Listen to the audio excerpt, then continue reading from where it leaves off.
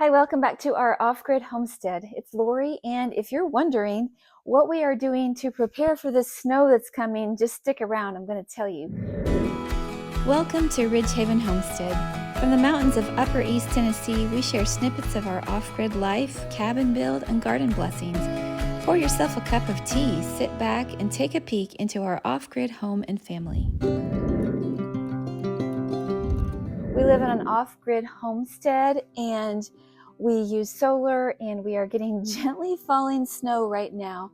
But within the next 2 days, we are expected to get several inches. And for Upper East Tennessee, that's quite a lot for us. Now, if you lived in Idaho or if you live in North Dakota, obviously that's just chump change. But for us, we can be shut down by a few inches of snow because we are in the mountains, the backwood mountains of East Tennessee, and things do shut down.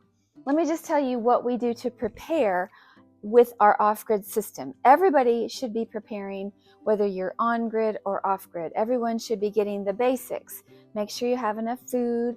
Make sure you have lights and batteries for your flashlights. And if you're able to get a generator for backup, that's a good idea because it's very likely that, especially in our area, that we could lose power because of ice and snow on the power lines. So we're kind of anticipating that we'll be hunkering down for a few days, probably not able to get to church because the snow is supposed to come right on the day and the evening before church. And so we might just have a cozy Sabbath here, and that's okay, not a bad thing.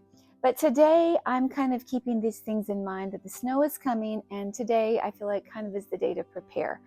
Now I'm here alone today, so I'm going to be doing some preparations myself, and then when my husband comes home this evening, we have a couple of things that we need to tackle before the cold weather. Well, we are already having cold weather, but before the snow comes to accentuate the likelihood of things going wrong. This may seem kind of strange, but for me, it's kind of essential. So today, what I'm already doing is I'm cleaning out my car. I have some stuff that I've loaded in there, and it needs to go into my pantry, and so it's important to me to kind of tie up some loose ends. So I'm cleaning out my car of the things that go into the pantry, and then I'm going to be loading my car up with trash, and I'm going to be going through the house and getting as much trash as I can to the dump today. The reason I'm doing all this trash is because we've been accumulating trash. We've been really hitting hard our basement project of sorting, and so we have generated more boxes, and that's good.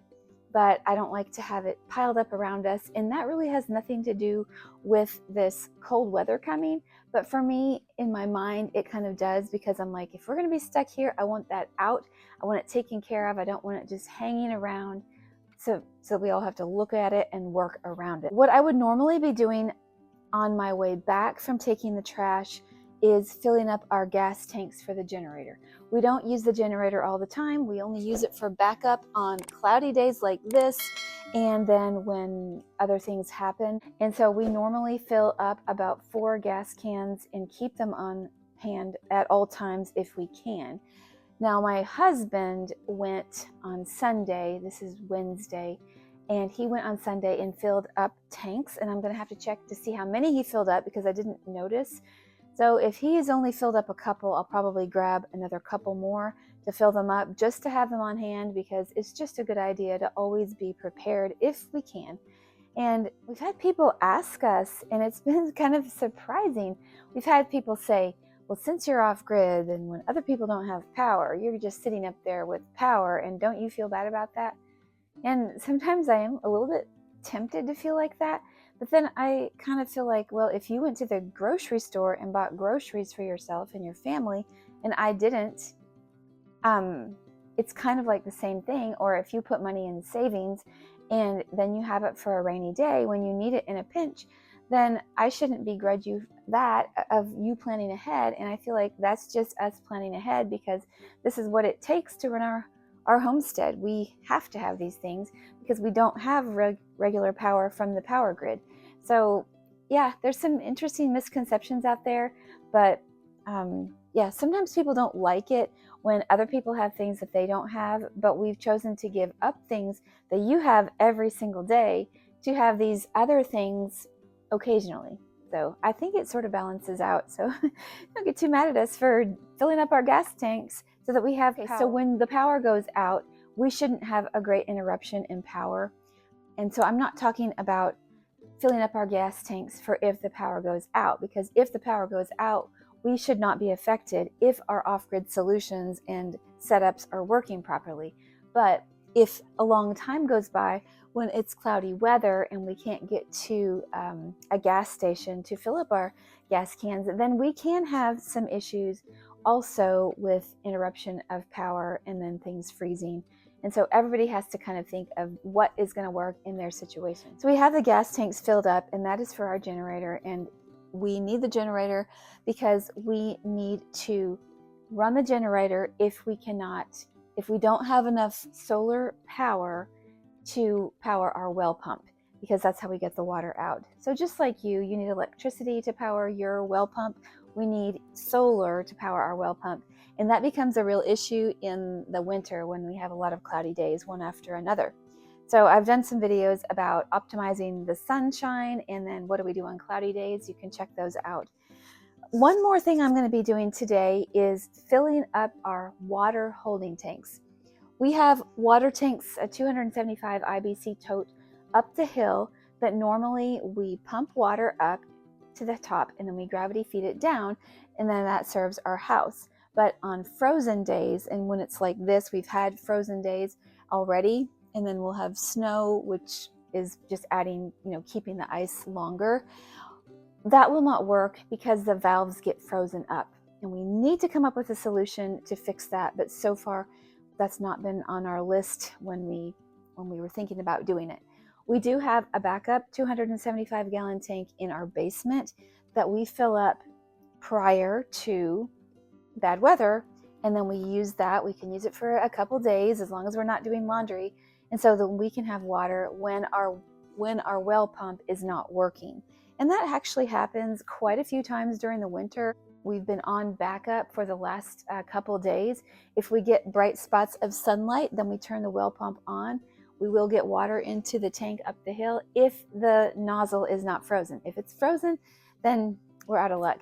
And I know heat tape is an obvious example, but since we don't have any electric up the hill, we don't have that option at the time. We probably should look into a little solar panel and maybe a heat tape situation that we can do, and that would be a good idea. I just kind of thought of that. So all these things that are on our list of things to do someday. Well, we had a pitless adapter back in the summer or the fall that we replaced. It was having some leakage, that it was getting an issue with some backflow and not working properly, not sealing off properly. And so there was a lot to digging that out, taking out the pitless adapter, and then replacing it.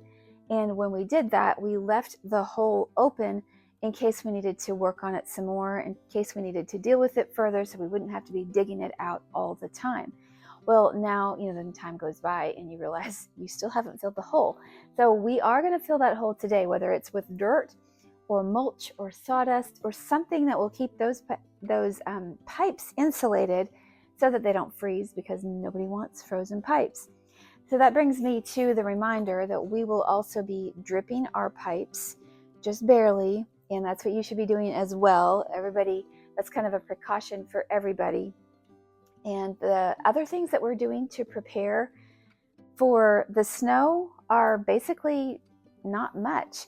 I think we should all have gas in our gas tanks. The things that we also have done before are serving us now. Having some candles for backup, having rechargeable batteries, having regular batteries, having our pantry stocked with food. You can look at my last pantry stock up that I got at the grocery outlet. They actually had some pretty good things that we have been enjoying.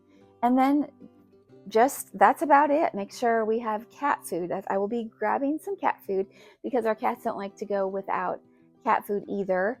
And besides that, I think basically those are the basic things that we are doing today to make sure that we are ready for the snow that's coming to us. Tell me what things you guys are doing in your area, because like if you're in Nebraska, or if you're in Idaho, if you're in town, or if you're in the country, your preparations are going to look a lot different. Obviously, everyone has hats, gloves, boots, and things like that. We need to make sure that all those things are like where we know where they are. And besides a good blanket and a good book, a nice candle to read by, we're going to be fine, and so are you, as long as you do a few basic things to keep up with your preparations. So until next time, I got to get going, and I'm going out in the snow. We've got beautiful fluffy flakes falling, and I'm loading up that trash to get started on this project.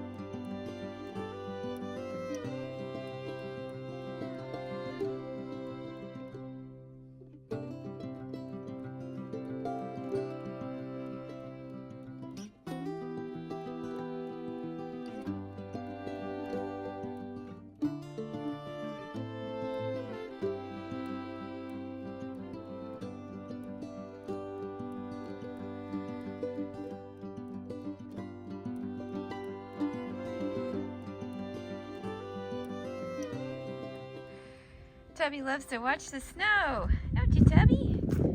You're trying to figure the snow out. He's getting on your eyelashes, buddy.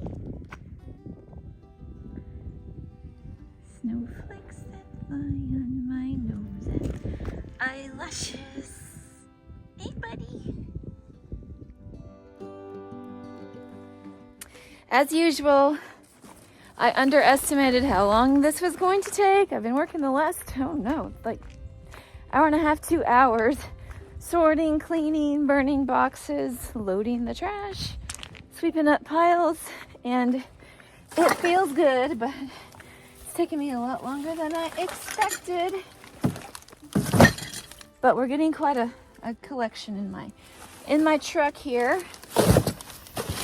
Got to get the rest of it, and we'll be off to the races.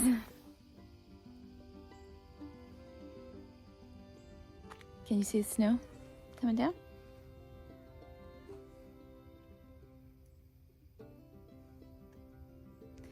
I recently heard that the big clumps don't really accumulate much. It's the little ones, but I really like to see the big clumps swirling around. It's pretty cold. I kind of like it though. Trash taken, a few groceries grabbed. Cat food and cat litter were the essentials, and we had a snowy day, and it looks like it's already starting to stick. I think it's about a day early. I didn't think it was supposed to come until about 2 days from now.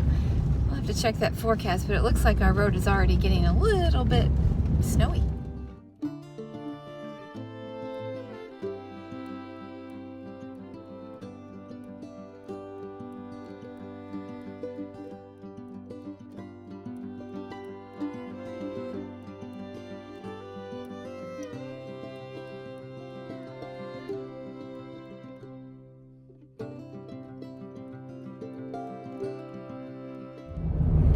One more preparation that I'm going to make since I was already out. If I wasn't out, I would not have gone here, but I am. So it is Thursday. The snow is supposed to start in the morning.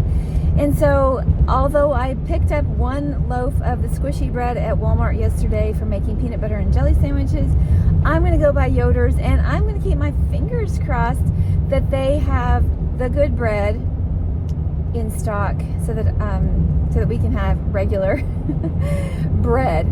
I thought we had enough, and I came home and I made myself a grilled cheese sandwich, and I enjoyed it with the tomato soup that I got from the grocery outlet. It was quite delicious.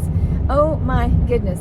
I got to the end, I took another bite of bread from one other piece, and I realized that the whole loaf was moldy. How rude. So that's kind of a loss. I know some of my friends said, well, just cut the moldy part off.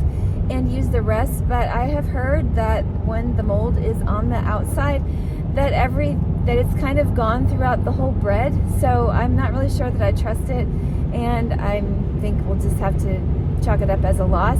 So I'm going to Yoder's. I'm hoping for some loaves of the good bread.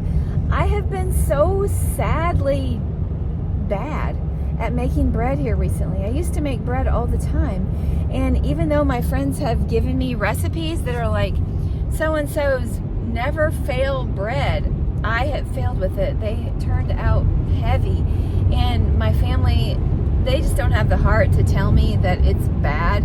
It makes great toast, but it makes heavy sandwiches, and I hate to do that to them. So I want to perfect that, and one of these times I might even delve into sourdough, because that's been on my wish I could do list, but so far I haven't taken the time to learn how to do sourdough. And so in the meantime, I want to provide my family with good bread that they actually want to eat, so they're not sliding their sandwiches under the truck and accidentally running over them. That hasn't happened, but I can see how it might. Makes delicious bread, and since we are having the snow predicted, I have half of a thought that they might have sold out, but I'm hoping not, and we're going to just give it a chance. One thing that I wanted to talk to you about when we think about preparing our homes for the cold and the snow and everything, but I woke up this morning with my kids, my big kids,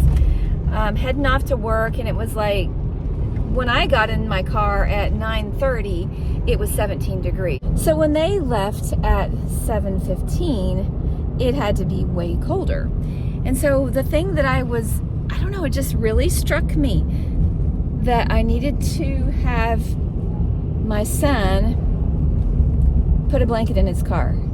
And it was such a strong feeling. I was just like, you've just got a hoodie on and normal work clothes, and they're fine for when you're working inside, and they're fine for when your heat is working, but what about if you get stranded? And so I had a really strong feeling this morning about, I just wanted my son to have a blanket with him in his car, and he was late and he rushed off and he didn't take it. I came down with a blanket and a heavier coat, and I ended up putting it in our basement for the next time, but I'm hoping that that wasn't something that he needed today. I know that the Lord puts things on our minds that we need, and so I encourage our other son also. I do have a blanket in my car, and oddly enough, when I left today for an appointment, I threw the extra coat in my car, and so far nothing has happened. It's 26 degrees out now and sunny. So why am I telling you this? It's just because I think that sometimes, I think we always need to follow our impressions within reason, if they're not something crazy to do. If they seem like common sense things to do, we need to do them. And then as we think about preparations for our homesteads and our homes, don't forget your car. That's my main point. Don't forget your car.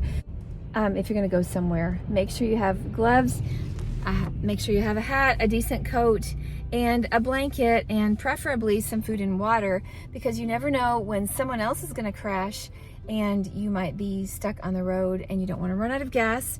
So I don't know why that was on my mind. I just happened to have it on my mind. I think with the snow coming and bad weather coming, it just struck me. So tuck that in your memory, and if it is not useful to you, then you'll have an extra blanket in your car, and whatever, that's not a big deal, is it? So I have a blanket that I can use, but a while back, a couple of years ago at Christmas, for my boys, each of them, I got them each a car blanket that plugs into the cigarette lighter, and they're small, but I'll tell you one thing, that our son this year has used that because he was working in a dump truck in the bitter cold, and for some reason wherever he worked, they weren't providing heat in that dump truck, so he was literally freezing. And so he had that small little electric blanket type thing that plugs into the car, thankfully, and so that generated some heat for him, and I was glad to hear about that. And I did not even get those for them in the hopes that they would use them in the car. I know that sounds strange, but I got them with an adapter that they could use with their USB chargers, and I didn't want at that time to drain the system because we didn't have much set up, and it was really kind of touch and go with how much energy that we had, and now we're set up better, and so we could probably use those. But thankfully our oldest son was able to use his, and I am going to tonight, when my kids get home, say, I want you to find those little blankets and I want you to keep them in your car. Now the main issue is not the house and it being cold, but it is the car and getting stranded for whatever reason. So that is my little tip for the day in a preparation. And they were, I think, $30 on, I probably got them on Amazon, but I don't remember. I can look it up and find the link. But they were like red plaid, and I had learned about them from another off-gridder who said that that's what he used off-grid. And, you know, when it was cold outside, he would just use those, lie under them, and live like a king. So tuck that away too. And now I am pulling into Yoder's, and it does definitely look like everyone and their brother and their cousin and everyone else is at Yoder's. Of course, it's 12:01 on a Thursday afternoon, and people love to come here for lunch for the deli sandwiches. This is not the best time to come, but let's just check out the bread. Guys, this is my day. It's a good day. It's 12:07, so I only spent 6 minutes in Yoder's, which is a record for me too. But I am so excited, and let me tell you, I bought 6 loaves of bread. I bought 6 loaves of bread because what to my wondering eyes did appear was 50% off loaves, and so I got 6. And I could have gotten more, but I didn't want to be greedy because somebody else might want some as well. So I believe I got 3 loaves of sprouted wheat, and I got a couple loaves of regular wheat. And that's what was half off. So that comes out to $2.50 a loaf for, yeah, it's $2.50 a loaf for sprouted wheat grain, whole grain bread. And that is excellent because I can't get that even at Walmart. Okay, happiness reigns. And this stuff is going in the freezer so that it doesn't mold like the last loaf that I let sit on the counter. Word to the wise. Well, I tried this bowl overnight and it did not work. Not warm at all. I'm taking it back. One of my biggest jobs today is in preparation so that our house is warm and toasty is to just keep this thing stocked. My husband doesn't like to come home and find it dead, and I don't blame him. And another thing that I have to do today is fill up our holding tank. Let's go do that. Okay guys, this contraption is our system for water backup, and right now we are at about a half of a tank, just a little bit over half a tank. That could last us for a little while, but we have sunshine and clear skies, so why not use the solar panels to fill this up? That way we can do what we need to do, and I may even wash some clothes since I have clear skies and I have the ability. So I need to turn the water pump on up the hill. I'm walking this through in my brain because I don't always do it this way. This is a different system than the holding tank that we have up the hill. Okay, we are working off this tank right now. This is in our basement, and we fill this 275 gallon tank up when the tank up the hill gets frozen, pretty much when it gets frozen. Okay, so I am going to turn off the pressure tank for now. So this is the valve that goes to the pressure tank. And then I'm going to turn on the filling valve, which goes down to our tank. Okay, and now I just have to open up the valve in the bathroom of the intake and then go up the hill and turn the pump on. In the bathroom, it's a simple process of just turning the valve up the hill. So this opens it up so that we can get water in from the outside of the house to the tank. And now I'm going to go turn on that up the hill. Oh, the things we do on the homestead.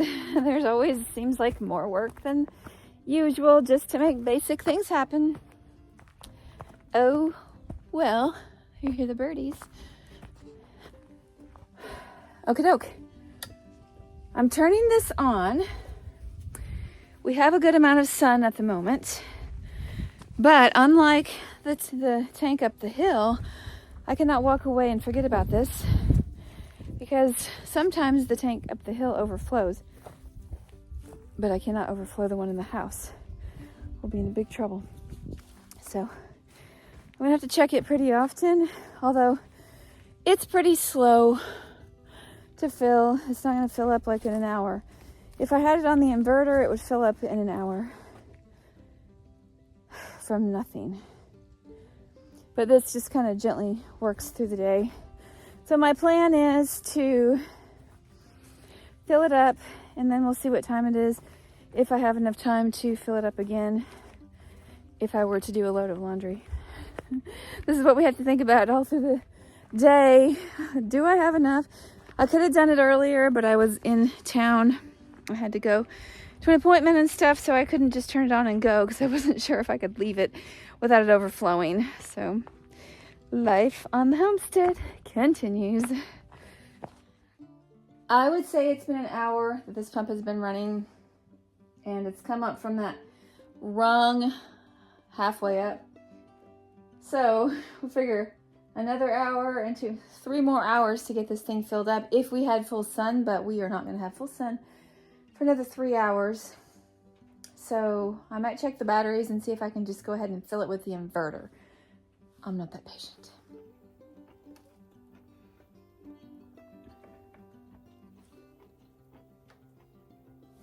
We're like at 60 to 70% on our batteries, so we're probably okay to run the inverter to get it filled rapidly and then go from there. Some days it seems like all I am doing is working on maintenance, filling the water, charging the batteries. But one thing I'm going to pay attention to and notice is that if I didn't have these chores to do, maybe I would stay inside all day. And so I'm getting out, getting a little bit of sunshine, because thankfully we do have sunshine, and I'm glad about that. Super glad. We have mud right now. Tomorrow it's going to be all frozen. Okay, we store our generator. Whew, I'm sliding. We store our inverter in the greenhouse, and let me grab that. It's pretty nice in the greenhouse. Pretty nice.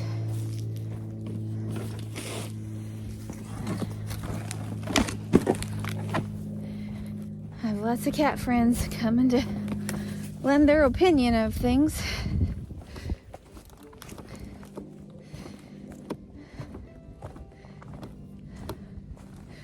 Ooh, slippery. Okay. This won't take very long with the inverter on. All right, so I'm going to turn this off, and then I have to unplug my plugs and then plug in my inverter plugs. Once I get the solar panels disconnected and the inverter connections made, then I just have to plug it in, and then it uses power from our batteries to power this inverter, the well pump. And since I have about a third of the tank to fill, I'm guessing it'll take about 10 or 15 minutes. What should have been a very simple process, like I explained, taking about 15 or 20 minutes, turned into absolutely nothing. Up and down the hill 6 more times, making phone calls, texting my family. It ended up in this well pump just wasn't working, so I ended up having to call the company. I told you everything I do is complicated. I've turned it over from the converter back to the solar panels. We only have a little bit of sunlight left on our solar panels, but I just got off the phone with Rural Power Systems, did some troubleshooting on our converter. We can find nothing that's wrong. There's no visible anything that's wrong. So they're going to send us one, and if we can figure out what's wrong with this, then we will send it right back. And if we can figure out what is wrong with the converter when we do some testing with the multimeter, then we will send our current one back. So I don't know. I don't think I'm crazy. I think there's just something that wasn't quite connected in there that is causing it not to be powered. I don't know. It's very strange. And the technician also seemed puzzled. I'm a puzzling person. I'll just have to say that. I want to see how much sun is left of the day. It's going down fast. We have a little bit on the solar panels, but we're getting to the end of our sunlight here. So, oh well, we're going to get as much water as we can, and that's going to be all that we have. And we're going to have to be really careful with it because usually we have this converter as a backup, and now we're not going to have that. So I have no idea how we're going to pump water with freezing temperatures if we have cloudy days. Another problem to solve on the homestead. Well, my friends, since I can do nothing else today except for hope that the wee little bit of solar power that we get from our panels will give us a wee little bit more water, I'm going to sign off, and that is how we prepare.